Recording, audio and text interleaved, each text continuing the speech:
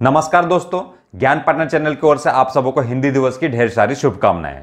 जैसा कि आपको पता है कि आज 14 सितंबर है और प्रत्येक वर्ष हम लोग 14 सितंबर को हिंदी दिवस के रूप में मनाते हैं। क्यों मनाते हैं? क्योंकि आज ही के दिन मतलब 14 सितंबर 1949 को हिंदी को राजभाषा के रूप में अपनाया गया था। हमारे संविधान के द्वारा हिंदी को राजभाषा के रूप में अपनाया गया था। ध्यान दीजिएगा, राजभाषा के रूप में अपनाया गया था, राष्ट्रभाषा के रूप में नहीं। हिंदी हमारी राजभाषा है, राष्ट्रभाषा नहीं है। तो फिर हमारी राष्ट्रभाषा क्या है, इस पर भी हम लोग आगे चर्चा करेंगे। लेकिन उससे पहले मैं बता दूं कि जो आज का हमारा वीडियो है वह राजभाषा नियम 1976 यथा संशोधित 1987, 2007 और 2011 से संबंधित है।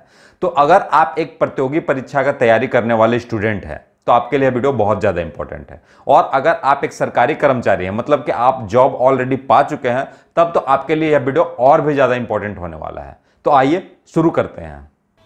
जब कोई अधिनियम बनता है उसके बाद उसके नियम और विनियम बनाए जाते हैं, रूल एंड रेगुलेशन बनाए जाते हैं।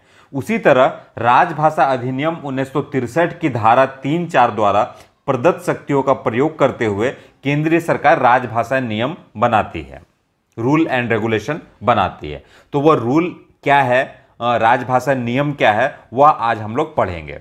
राजभाषा नियम 1976 में बनाया गया था, जिसे 1987, 2007 और 2011 में संशोधन किया गया है। इसीलिए इसे हम लोग पढ़ते हैं राजभाषा नियम 1976 यथा संशोधित 1987, 2007 और 2011। तो ये नियम कौन कौन से है वो हम लोग देखते हैं।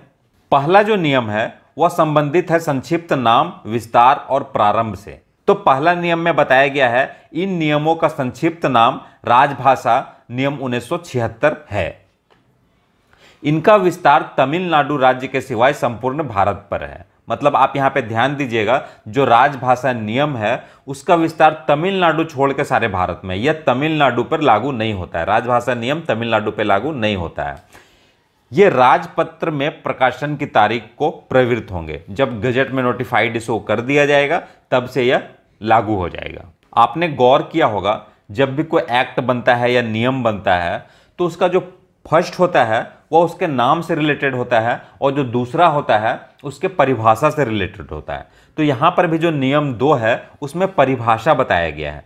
तो क्या परिभाषा है बताया गया, तो रेड में आपको दिख रहा होगा कि केंद्रीय सरकार के कार्यालय किसे कहा जाएगा, अधिसूचित कार्यालय किसे कहा जाएगा और हिंदी में प्रवीणता किसे कहा जाएगा। आगे और भी है। तो सबसे पहले हम लोग देख लेते हैं कि नियम 2 के तहत केंद्रीय सरकार के कार्यालय का मतलब क्या होगा। इस नियम में जहां जहां भी केंद्रीय सरकार के कार्यालय कहा जाएगा तो उसका मतलब होगा कि केंद्रीय सरकार का कोई मंत्रालय, विभाग या कार्यालय, केंद्रीय सरकार द्वारा नियुक्त किसी आयोग, समिति या अधिकरण का कोई कार्यालय और केंद्रीय सरकार के स्वामित्व या नियंत्रण के अधीन किसी निगम या कंपनी का कोई कार्यालय। और कर्मचारी से मतलब होगा केंद्रीय सरकार के कार्यालय में नियोजित कोई व्यक्ति अभिप्रेत है। केंद्रीय सरकार का कार्यालय हम आप समझ गए कि कौन कौन सा होगा, और उसी में जो व्यक्ति काम कर रहा है तो कर्मचारी का मतलब वही होगा। और अधिसूचित कार्यालय का मतलब होगा कि नियम 10(4) के अधीन अधिसूचित कार्यालय। आगे हम लोग जब नियम 10(4) बताएंगे, पढ़ेंगे, तब उसमें हम लोग देखेंगे कि अधिसूचित कार्यालय क्या होता है। और हिंदी में प्रवीणता नियम 9 में बताया गया है, जो प्रवीणता उसी से उसका अभिप्रेत होगा। तो आगे जब हम लोग नियम 9 और 10(4) पढ़ेंगे तो ये हमारा क्लियर हो जाएगा। आगे यह भी बताया गया कि क्षेत्र क किसे बोलेंगे। आपको पहले मैं बता दूं कि पूरे भारत को भाषा के दृष्टिकोण से 3 क्षेत्र में बांटा गया है, क्षेत्र क, ख और ग। तो क्षेत्र क का कहने का मतलब क्या होगा, जहां भी क्षेत्र क लिखा हुआ रहेगा तो उसमें कौन कौन से राज्य आएंगे, बिहार, हरियाणा, हिमाचल प्रदेश, मध्य प्रदेश, छत्तीसगढ़, झारखंड, उत्तराखंड, राजस्थान और उत्तर प्रदेश, ये सब राज्य है। तथा अंडमान निकोबार द्वीप समूह और दिल्ली संघ राज्य क्षेत्र, ये सब संघ राज्य क्षेत्र हैं, इसको हम लोग इंग्लिश में यूनियन टेरिटोरी बोलते हैं। और जब क्षेत्र ख बोलेंगे तो क्षेत्र ख के अंतर्गत कौन कौन से राज्य आते हैं, गुजरात, महाराष्ट्र और पंजाब राज्य। ये 3 राज्य हैं, गुजरात, महाराष्ट्र और पंजाब। तथा जो यूनियन टेरिटरी है वो कौन कौन सा है, चंडीगढ़, दमन और दीव, दादरा और नगर हवेली। इसके बाद आता है क्षेत्र ग। तो जो भी क और ख से बच गया वो सारा क्षेत्र ग में आता है। तो भाषा के दृष्टिकोण से आपने देख लिया कि इसे 3 क्षेत्र में बांटा गया, क ख में जो नहीं आएगा वो ग में आ जाएगा। उसके बाद यहां पे लिखा हुआ हिंदी का कार्यसाधक ज्ञान, तो नियम 10 में वर्णित कार्यसाधक ज्ञान से विपरीत है। आपने देखा अभी पहले प्रवीण बताया गया, प्रवीण नियम 9 में बताया गया प्रवीणता प्राप्त कर्मचारी, और कार्यसाधक ज्ञान का मतलब है वो नियम 10 में हम लोग आगे देखेंगे कि क्या क्या है। अब हम लोग चलते हैं अगले नियम पे। तो अगला नियम यहां पे देखिए आपके सामने 5 दिख रहा है, 3 4 को हमने स्किप किया है। तो 3 4 को हमने स्किप भले ही कर दिया है, लेकिन आगे हम लोग लास्ट में इसे पढ़ेंगे। हमारा पढ़ाने का तरीका थोड़ा अलग है। मैं चाहता हूं कि जो इजी है और थोड़ा जल्दी समझ में आए तो वो मैं पहले बता देता हूं, और जो थोड़ा इससे रिलेटेड है, जो आगे पढ़ेंगे तो ज़्यादा समझ में आएगा, इसलिए उसको हमने लास्ट में रखा है। तो 3 और 4 को हमने स्किप किया है, जो लास्ट में पढ़ेंगे। यहाँ पे आगे आपके सामने नियम 5। तो नियम 5 में बोलता है हिंदी में प्राप्त पत्र आदि के उत्तर केंद्रीय सरकार के कार्यालय से हिंदी में दिए जाएंगे। जब भी कोई केंद्रीय सरकार के कार्यालय में कोई पत्र उसे प्राप्त होगा, कार्यालय को कोई पत्र प्राप्त होगा और वह हिंदी में होगा, तो उसका उत्तर हमेशा हिंदी में ही देना है। किसी भी परिस्थिति में हिंदी में प्राप्त पत्र का उत्तर केंद्र सरकार के कार्यालय से अंग्रेजी में नहीं जाना चाहिए या नहीं जाएगा। यही हमारा नियम 5 कहता है, और हर प्रत्येक सरकारी जो केंद्र सरकार का कार्यालय है वहां इसे सख्ती से पालन किया जाना चाहिए। अगर आपको नहीं पता है, आप अगर केंद्र सरकार के कर्मचारी हैं, तो प्लीज़ इस पे आगे ध्यान दीजिएगा। आगे बढ़ने से पहले मैं आपको बता दूं कि अगर आप एक हिंदी प्रेमी हैं और आप चाहते हैं कि हिंदी का प्रचार प्रसार हो और आगे चलकर हिंदी हमारी राष्ट्रभाषा बने, तो प्लीज़ इस वीडियो को आगे जरूर फॉरवर्ड कीजिएगा। खास करके अगर आपका कोई दोस्त सरकारी कर्मचारी हो और केंद्रीय सरकार के कर्मचारी हो, तब तो जरूर इसे फॉरवर्ड कीजिएगा। तो चलिए आगे बढ़ते हैं।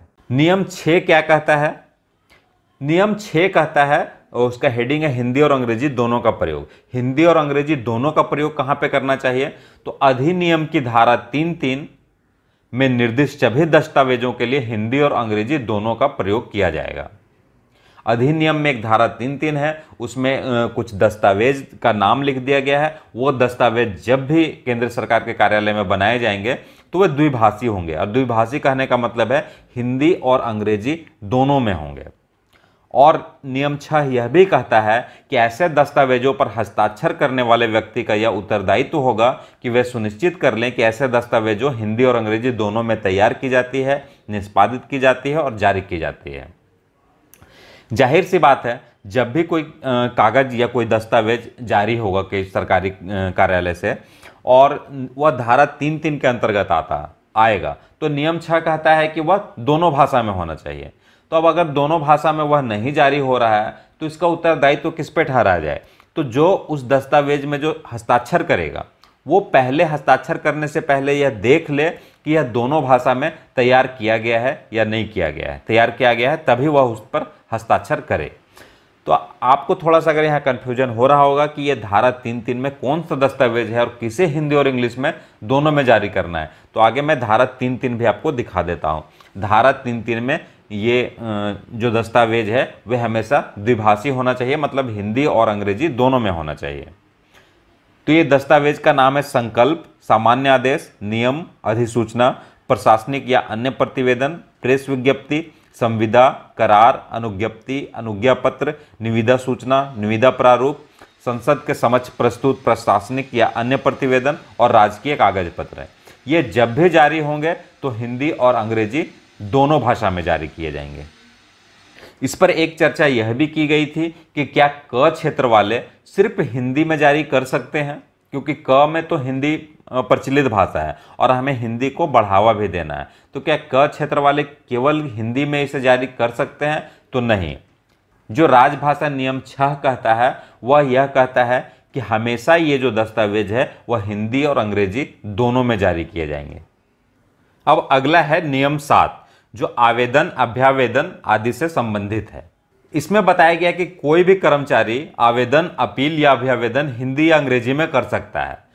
वह किसी भी क्षेत्र में हो, क हो, ख हो, ग हो, उस पर यह कोई लागू नहीं है कि वह अंग्रेजी में ही लिखेगा या हिंदी में ही लिखेगा। जब भी वो आवेदन देगा या अपील करेगा तो हिंदी या अंग्रेजी किसी में भी कर सकता है।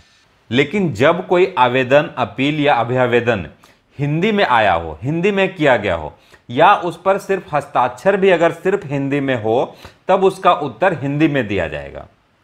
मतलब कि जब कोई आवेदन हमारे पास आया वह हिंदी में लिखा हुआ है तब तो उत्तर हम उसे हिंदी में ही देंगे, लेकिन अगर उस पर हस्ताक्षर भी हिंदी में किया गया है तब भी हम लोग मान लेंगे कि वह पत्र हिंदी का है और उसका जो उत्तर है वह हिंदी में दिया जाएगा। लेकिन यदि कोई कर्मचारी चाहता है कि उसे दिया जाने वाले सेवा संबंधी कोई आदेश सूचना हिंदी या अंग्रेजी में हो तो उसी भाषा में दिया जाएगा। वह पत्र में अगर लिख देता है कि हमें यह सूचना या हमारे सेवा से संबंधित है तो इसे अंग्रेजी में दिया जाए, या वह लिख देता है कि हिंदी में दिया जाए, तो जो भाषा में वह मांगेगा वही दिया जाएगा। यही नियम 7 है। आगे बढ़ने से पहले मैं आपको बता दूं कि हिंदी हमारी राजभाषा है, राष्ट्रभाषा नहीं है।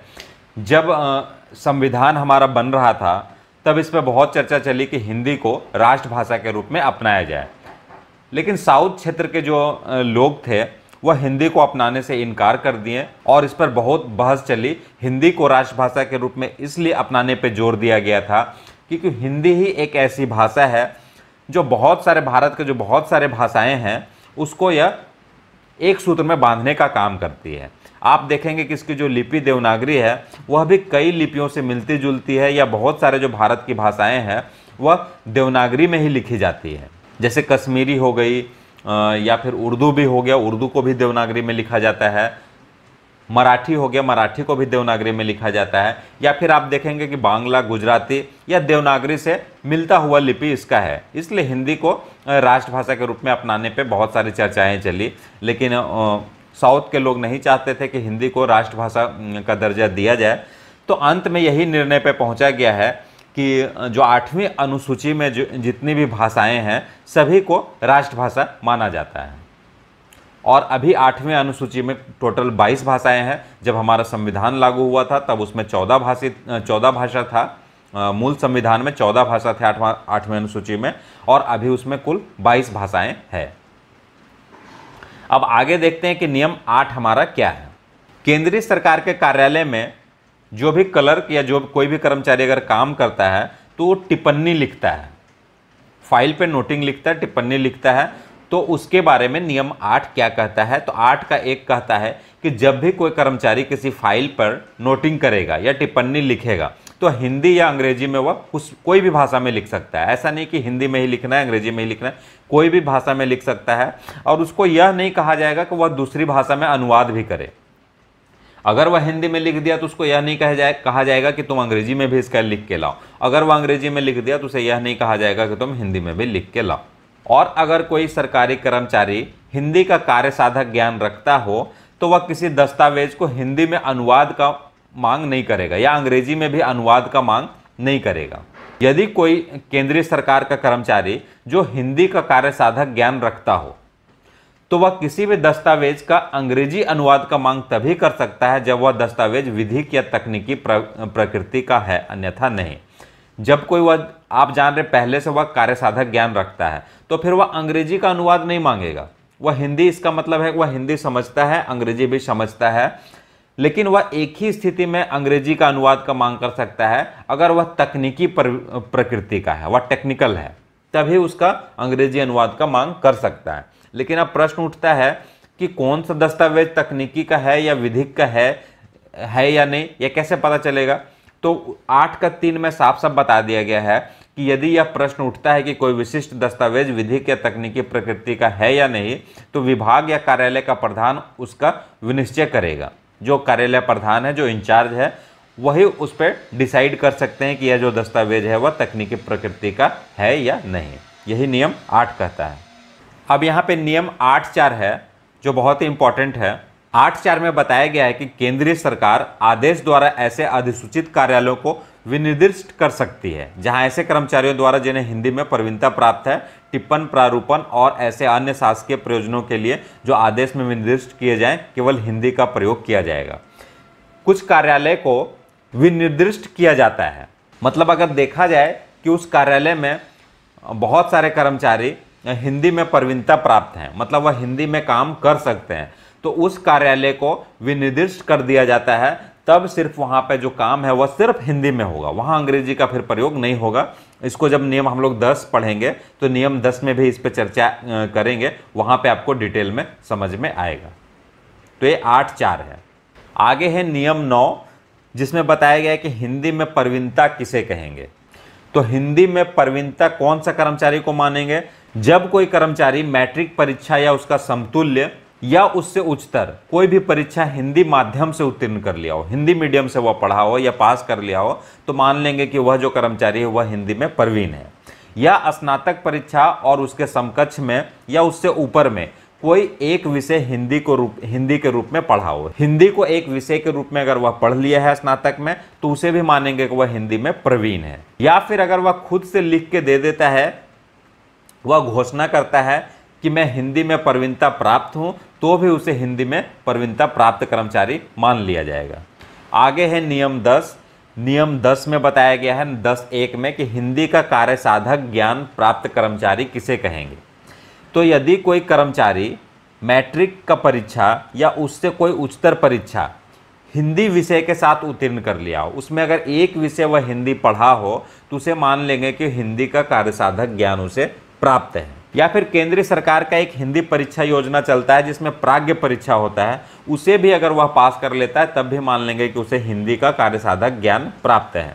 या फिर अगर वह खुद घोषणा कर देता है कि मुझे हिंदी का कार्य साधक ज्ञान प्राप्त है, तो भी हम लोग मान लेंगे कि उसे हिंदी का कार्य साधक ज्ञान प्राप्त है। यह नियम 10 का 1 कहता है।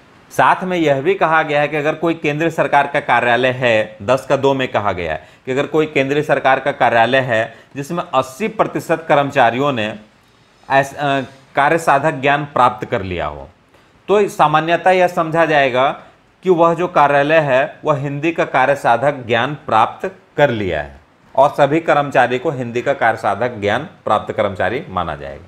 साथ ही नियम 10 का 3 में भी कहा गया है केंद्रीय सरकार या केंद्रीय सरकार द्वारा इस निमित्त विनिर्दिष्ट कोई अधिकारी या अवधारित कर सकता है कि केंद्रीय सरकार के किसी कार्यालय के कर्मचारियों ने हिंदी का कार्य साधक ज्ञान प्राप्त कर लिया है या नहीं। और सबसे इंपॉर्टेंट है 10 का 4, जो मैं पहले भी बताया था आपको कि 10(4) क्या है।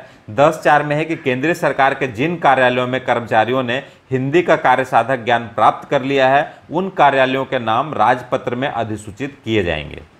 जैसा कि मैंने नियम 8(4) में बताया था कि किसी कार्यालय को विनिर्दिष्ट किया जाता है, तो जब कोई केंद्रीय सरकार के कार्यालय में कर्मचारियों ने हिंदी का कार्य साधक ज्ञान प्राप्त कर लिया है, उन कार्यालय के नाम राजपत्र में अधिसूचित किए जाएंगे, मतलब गजट में नोटिफाइड किया जाएगा। लेकिन यह कब किया जाएगा? जब उस कार्यालय के 80% कर्मचारी कार्य साधक ज्ञान रखते हो तब।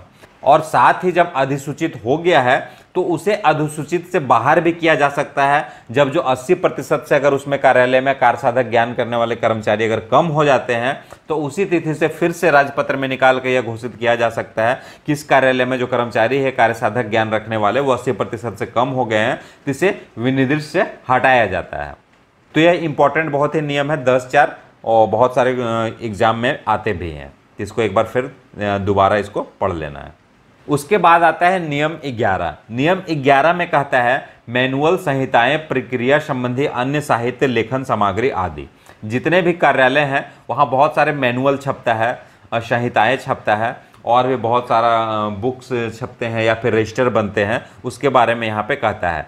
11(1) में जो बताया गया है कि केंद्रीय सरकार के कार्यालयों से संबंधित सभी मैनुअल, संहिताएं और प्रक्रिया संबंधी अन्य साहित्य हिंदी और अंग्रेजी में द्विभाषिक रूप से यथास्थिति मुद्रित और सेक्युलर स्टाइल किया जाएगा या प्रकाशित किया जाएगा। जब भी वह छपेगा तो द्विभाषी रूप में छपेगा। जब भी कोई रजिस्टर होगा, 2 में कहा गया है कि अगर कोई रजिस्टर बनता है तो उसका जो शीर्षक होगा और जो ऊपर में जो हेडिंग होगा उसे भी हिंदी और अंग्रेजी दोनों में लिखना है।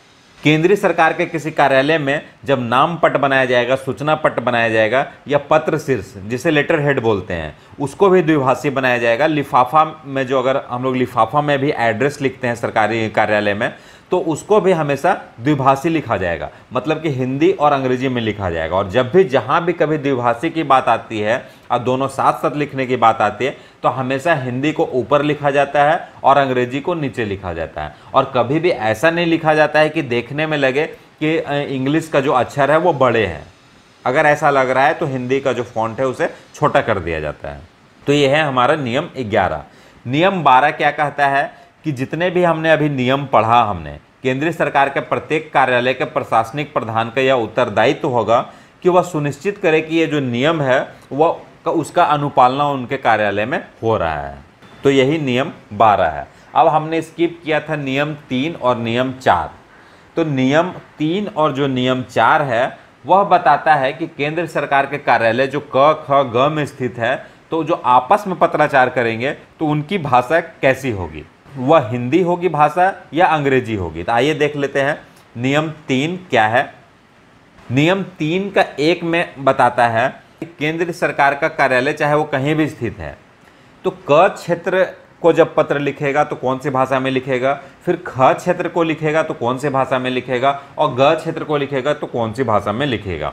तो यहाँ पे 3.1 में बताया गया है कि केंद्र सरकार के कार्यालय से क क्षेत्र के राज्य को या ऐसे राज्य में किसी कार्यालय या व्यक्ति को पत्राति हिंदी में होगा। मतलब क क्षेत्र में अगर हम लिख रहे हैं तो हिंदी में ही लिखना है। अगर अंग्रेजी में हम उसे लिख रहे हैं तो साथ साथ उसको हिंदी में भी उसका अनुवाद हम लोग लिख के भेजेंगे।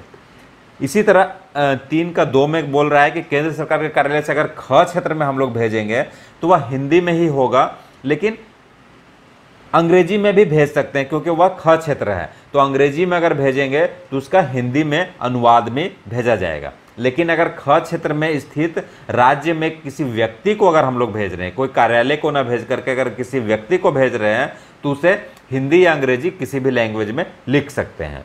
लेकिन अगर केंद्र सरकार के कार्यालय से अगर ग क्षेत्र को हम लोग लेटर लिख रहे हैं या चिट्ठी लिख रहे हैं, पत्र लिख रहे हैं, तब हम अंग्रेजी में उसे लिख सकते हैं। मतलब ग क्षेत्र में हम सिर्फ अंग्रेजी में लिख सकते हैं क्योंकि ग क्षेत्र में ज़्यादा हिंदी नहीं चलती है। अब नियम 3 का 4 है कि ग क्षेत्र में स्थित अगर केंद्रीय सरकार का कार्यालय है, वो तो बात कर रहे थे हम लोग कॉमन कि केंद्रीय सरकार का कहीं भी कार्यालय स्थित हो तो ऐसे हम लोग क में ख में ग में लिखेंगे। लेकिन अगर ग क्षेत्र में स्थित है तो क क्षेत्र या ख क्षेत्र के राज्य को या ऐसे राज्य में किसी कार्यालय या व्यक्ति को पत्रादि हिंदी या अंग्रेजी में भेज सकते हैं। अब आता है नियम 4, जो लास्ट नियम में बताने जा रहे हैं क्योंकि नियम टोटल 12 थे, 12 में बता चुका हूं, उसमें 3 4 को स्किप किया था, 3 बता दिया। ये नियम 4 है। नियम 4 में कहता है क क्षेत्र में स्थित केंद्रीय सरकार के कार्यालयों के बीच पत्रादि हिंदी में होगा। क में अगर स्थित है दोनों कार्यालय तो जो आपस में हम लोग पत्राचार करेंगे तो वो क्या करेंगे, हिंदी में करेंगे। क और ख के बीच में अगर पत्राचार होगा, क और ख, तो हिंदी और अंग्रेजी में हो सकता है क्योंकि ख में हिंदी भी चलता है और अंग्रेजी भी चलता है। तो क से ख या ख से क में अगर पत्राचार होगा तो हिंदी और अंग्रेजी में हो सकता है। इसी तरह ख और ग से भी अगर पत्राचार होगा तो हिंदी और अंग्रेजी में हो सकता है।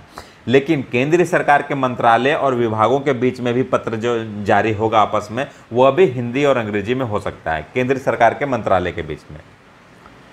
ग क्षेत्र में स्थित किसी अधिसूचित कार्यालय को, अधिसूचित कहने का मतलब है जो विनिर्दिष्ट कर दिया गया है, अधिसूचित है कि वहाँ हिंदी में कामकाज होता है या कार्यसाधक ज्ञान प्राप्त है, तो वहाँ पर पत्र का अनुवाद नहीं भेजा जाएगा। अगर हिंदी में हमने भेज दिया तो उसका अनुवाद आगे नहीं भेजा जाएगा।